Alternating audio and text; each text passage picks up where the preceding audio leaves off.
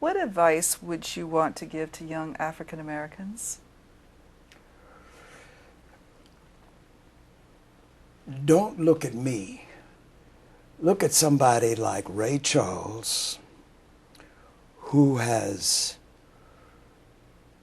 proven that the impossible will take a little while, the difficult will do immediately. Ray Charles, who was born in Albany, Georgia, in the South, of course,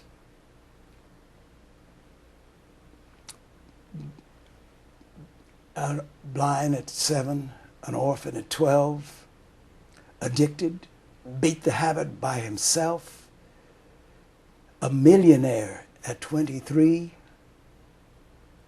employs some 70 people, black.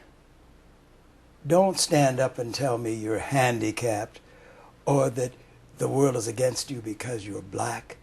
Everybody has something against them.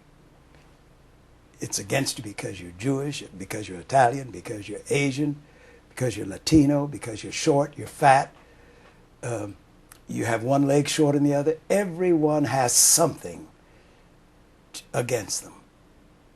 But if you have the ability to believe in yourself and really believe deep down inside, like I saw this man writing on a blackboard teaching class with his toes because he has no arms. It shows it can be done. It might take a little longer, but I always go back to the thing that Ray told me. I told you I'm learning from him every day. And he told me, anything you can do, I can do. We sit in the plane, and he'll say, Joe, why are we going north? I thought we were headed south. We were supposed to be going to Atlanta. Why are we going north? He knows we're going north. How does he know? And I, after being around him, you're stupid if you don't figure out how he knows. Well, I figured it out. He's sitting there. He feels this leg is hot. The sun rises in the east, and it's shining on this leg. We're going north, you know. So, but one must have allies.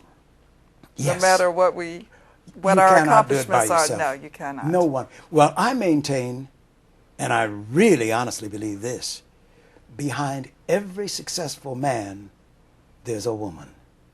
It might be your mother, your grandmother, your mistress, your auntie. I don't care who it is. There's somebody that's there with a shoulder when things go wrong, and somebody there with a hand to pat you when things go right. Now, I really believe that. I really believe that. You don't always understand it, and you'll say, why don't they get off my back or this or the other? But they're there for you, and they're with you. I do things every day.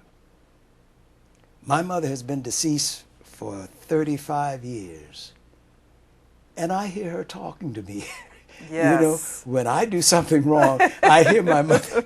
Like, my mother made me mad at her funeral because, like I told you, I had a sister that passed at birth.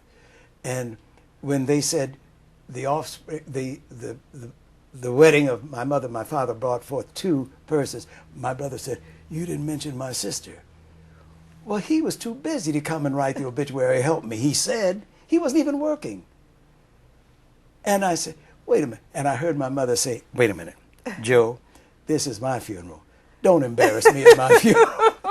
So you held back. You know, so I just sit there and shut up, you know. And I've never said anything about him till this day, about it till this day. But, no, I feel there's strength in a woman. I believe that everybody, you know, we sit around and brag about our accomplishments. We did it, but we had encouragement.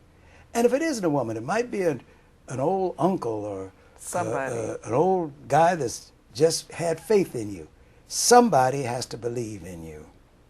Mr. Adams, are you optimistic about America's racial future? Yes, I am. Why? Well, just because I've lived long enough to see some changes. Indeed you have. You know? Indeed you have. I've seen some changes. Uh,